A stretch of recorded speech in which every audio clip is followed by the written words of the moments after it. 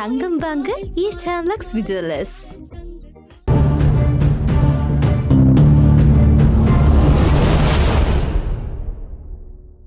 வணக்கம். மற்றும் ஒரு உண்மை நலச நிகழ்ச்சியோடு இணைந்திருக்கின்றோம். மாகாண சபையை அகற்றியே தீர்வோம் என்று மாகாண சபையை அகற்றிவிட்டு அதற்கு பதில் நாடு தழுவிய சம உரிமையை தருவோம் என்று ஜேவிபியின் பொதுச் செயலாளர் டில்வின் சில்வா குறிப்பிட்டுள்ளார். இந்த விடயம் நாடாளுமன்றத்தில் தமிழ் முஸ்லிம் தரப்புகளில் கடுமையாக விமர்சிக்கப்பட்ட போது அதற்கு பதிலளித்த தேசிய மக்கள் சக்தியின் நாடாளுமன்ற உறுப்பினர் டில்வின் சில்வாவின் கருத்து அவருடைய தனிப்பட்ட கருத்து அன்றி தேசிய மக்கள் சக்தி அரசாங்கத்தின் கருத்தல்ல என தெரிவித்தார். அதற்கு டில்வின் சில்வா ஜேவிபி தான் என்பிபி, அதாவது தேசிய மக்கள் சக்தி ஜனதா விமுக்தி பெரமுறவிலிருந்து மாறுபட்டதல்ல என பதிலளித்திருப்பது மிக முக்கியமானதும் கவனத்தில் கொள்ளத்தக்கதும் ஆகும். டில்வின் சில்வா கடந்த வாரம் குறிப்பிட்ட இந்த கருத்துக்கள் மிக முக்கியமானதும் கருத்தில் எடுத்து வியாக்கியப்படுத்துவது மிக அவசியமானது ஒன்று. இலங்கை இந்திய ஒப்பந்தம் மூலமாக 13ஆம் திருத்த சட்டம் அமைச்சரவையில் சமர்ப்பிக்கப்படாமல் அமைச்சரவை அனுமதி பெறாமல் நிறைவேற்றப்பட்ட ஒன்று. இந்த இந்திய அரசினால் திணிக்கப்பட்ட ஒன்றே தவிர இது உரிய முறையில் நிறைவேற்றப்பட்ட சட்டமல்ல. இதனை சிங்கள மக்களும் ஏற்கவில்லை, தமிழ் மக்களும் ஏற்கவில்லை. இந்த சட்டம் உருவாக்கப்பட்ட நாளில் இருந்து இனப்பிரச்சனைக்கு தீர்வு காண முடியாமல் போனது மாத்திரமல்ல, இன்னும் சில பிரச்சனைகளையும் இத்தீர்வுக்குள் தோற்றுவிப்பதிலேயே முடிந்துள்ளது. எனவே யாருக்கும் பயன்படாத இந்த சட்டத்தை நீக்க வேண்டும். இவ்வாறு அவர் கூறிய கருத்தை அவருடைய தனிப்பட்ட கருத்து என்று தேசிய மக்கள் சக்தி அரசாங்கத்தின் கருத்து அல்ல என்று என்பிபி நாடாளுமன்ற உறுப்பினர் குறிப்பிடுகின்ற இந்த வாக்குமூலத்தை கேட்டுவிட்டு கடந்து செல்ல முடியாது. டில்வின் சில்வா ஒரு சாதாரண மனிதரும் கிடையாது. இன்று இலங்கை அரசியலின் இயங்கு விசையாக தொழிற்படுகின்ற மனிதர் அவர் என்ற அடிப்படையில் இதனை நாம் பார்க்க வேண்டும். இடதுசாரி இயக்கங்களின் பொறுப்பு நிலையை பொறுத்தளவில் அதன் தலைவரை விட பொதுச் செயலாளரிடம் பலம் வாய்ந்தவராகவும் அதிகாரமிக்கவராகவும் இருப்பார். இந்த அடிப்படையில் இன்று ஜேவிபியின் பொதுச் செயலாளர் பதவி என்பது பலம் வாய்ந்த ஒன்று. ஜேவிபி இயக்கத்தின் பிரதான சக்தி அதன் பொதுச் செயலாளர் தான் என்ற அடிப்படையில் இன்றைய இலங்கையின் தலைவர் ஜனாதிபதி அனுரகுமாரவாக காட்டப்பட்டாலும் உண்மையான தலைவர் டில்வின் சில்வா தான் என்பதை ஏற்றுக்கொண்டுதான் ஆக வேண்டிய ஒரு சூழ்நிலை இருக்கின்றது. அதுவே உண்மையும் கூட. இந்த அடிப்படையில் பார்த்தால் இன்று இலங்கை தீவின் அரசியல் ஜேவிபி எனப்படுகின்ற தீவிர இனவாத இடதுசாரி ஆட்சியாளர்கள் கைகளுக்குள் சென்றுவிட்டது. அவர்கள் சமத்துவம் பேசுவார்கள். அளவால் சிறிய தேசிய இனத்தை அளவால் பெரிய தேசிய இனம் விழுங்குவதற்கான உபயங்களில் ஒன்று சமத்துவம். சிறிய தேசிய இனங்கள் தமது பண்பாட்டை பேணி தமது தேசிய இருப்பை நிலை நாட்டுவதை தடுப்பதற்கும் அந்த இனத்தின் தேசியத்தை உடைப்பதற்கும் கையாளப்படுகின்ற சமத்துவம் என்கின்ற ஆப்பு பயன்படுகின்றது. இவர்கள் கூறும் சமத்துவம் அரிசிக்கும் பானுக்கும் பருப்புக்கும் சேலைக்கும் சோத்துக்குமான. ஆனால் தமிழ் மக்கள் வேண்டுவது தமது பாரம்பரிய தாயக நிகத்தை ஆளுவதற்கும் பாரம்பரிய தாயகத்தில் இருக்கும் வளங்களை நுகர்வதற்கும் பயன்படுத்துவதற்கும் ஆனந்த அரசியல் அதிகாரத்தையே. இந்த இடதுசாரி ஜனநாயக ஆட்சியாளர்களின் அனைவரும் சமத்துவம் என்பதன் மூலம் தமிழ் மக்களின் தாயகத்தை சிதைக்கவும் தேசிய ஒருமைப்பாட்டை அளிக்கவும் பண்பாட்டை அளிக்கவும் முற்படுகின்றனர். இலங்கை மக்கள் என்பதன் மூலம் தமிழ் மக்களை சிங்கள இனமயப்படுத்த முனைகின்றார்கள் என்பதை உண்மையாகும். இன்று இலங்கை தீவில் ஏற்பட்டிருக்கின்ற அனுர அலை எனப்படுகின்ற சுனாமி தமிழ் மக்களை சிங்கள இனமயப்படுத்தலுக்கான பேரழியாகும்.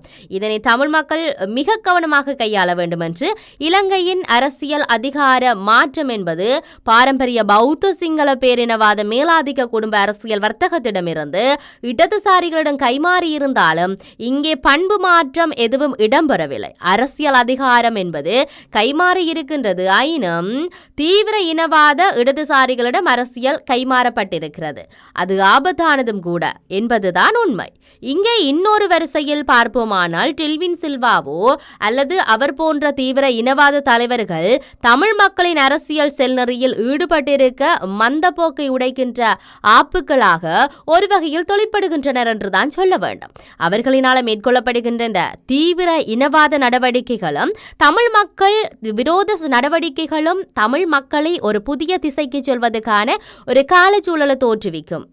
தமிழ் மக்கள் மென்மேலும் தமிழ் தேசிய ஒருமைப்பாட்டுக்குள் வருவதற்கும் தேசிய ஐக்கியத்துக்குள் உள்வாங்கப்பட வேண்டும் என்பதையும் இவர்கள் அரசியல் நடவடிக்கை உந்து தள்ளும்.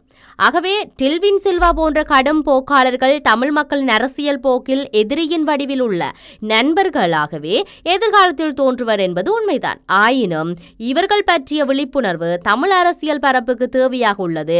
இந்த பண்பு நிலை மாற்றத்துக்கு ஏற்ப தமிழ் மக்கள் தமது அரசியலை முன்னெடுக்க தயாராக வேண்டும். இந்திய இலங்கை ஒப்பந்தத்தை ஊடாக ஏற்படுத்தப்பட்ட இந்த 13வது திருத்தச் சட்டமும் அதன் மூலமாக தமிழ் மக்களுக்கு வழங்கப்பட்ட மாகாண சபையானது தமிழ் மக்களுக்கு தீர்வையும் அல்லது நலனையும் பெற்றுத்தரவில்லை. ஆயினும் அது சிங்கள இனவாத அரசுக்கு பெரும் சிக்கலை கொடுத்தது என்பது உண்மை. அதற்குத்தான் அவர்கள் அதனை நீக்க வேண்டும் என்று முந்தைய ஜனாதிபதிகள் பலரும் நடைமுறைப்படுத்த மறுத்திருக்கின்றார்கள் என்பது நிதர்சனம். ஆகவே இன்றைய காலத்தில் தமிழ் மக்களுக்கென ஒரு பிராந்திய அலகை தந்தது என்ற அடிப்படையில் நடைமுறையில் இல்லை என்றாலும் தமிழ் மக்களுக்கான பிராந்திய அதிகார அலகுகளுக்கான சிந்தனை முன்னெடுப்பு கொள்கை அளவில் இதில் இரண்டிலும் இந்த விடத்தில் இந்திய இலங்கை அரசுகளுக்கு இடையான முரண்பாட்டையையும் பகைமையையும் வளர்க்கக்கூடிய வகையில் தமிழ் தரப்பு இதனை கையாள வேண்டுமே தவிர சிங்கள அரசுக்கும் சிங்கள ஆட்சியாளர்களுக்கும் பல்லாக்குக்காகுவதாக அமைந்திருக்க கூடாது.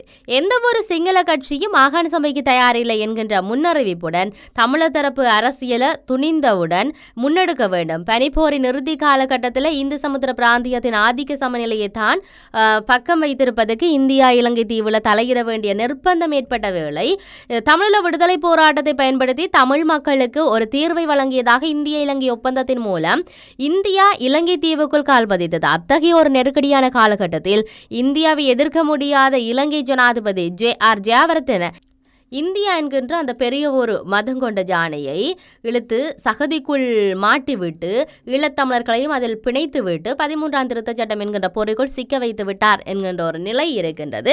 அதுக்கு நிதர்சனமான ஒரு உண்மையாக காணப்படுகிறது. உண்மையில் இந்த 13வது திருத்தச் சட்டம் சார்ந்து தற்பொழுது பேசு பொருளாக இருக்கிறது. அந்த 13ஆம் திருத்தச் சட்டத்தில் மாகாண சபையை அகற்றியே தீர வேண்டும், அதே போன்று இந்த பயங்கரவாத தடை சட்டம் இல்லாமல் ஆக்கப்பட வேண்டும் என்று சொல்லி பல்வேறுபட்ட கருத்து முரண்பாடுகள் இருந்தாலும் ஆரம்பத்தில் இந்த ஜேவிபியின் பொதுச் செயலாளர் டில்வின் சில்வாவினால இந்த பயங்கரவாத தடை சட்டம் சார்ந்து முன்வைக்கப்பட்ட கருத்துக்கள் சார்ந்து மக்கள் மத்தியில் பல்வேறுபட்ட கருத்துக்களை கொண்டு வந்திருந்தது. இது சார்ந்து மக்கள் பிரதிநிதிகள், தமிழ் மக்கள் பிரதிநிதிகளும் கூட நாடாளுமன்றத்தில் உரைகளை எல்லாம் எழுப்பியிருந்தார்கள். அது சார்ந்த வாத பிரதிவாதங்களும் இடம்பெற்றிருந்தது.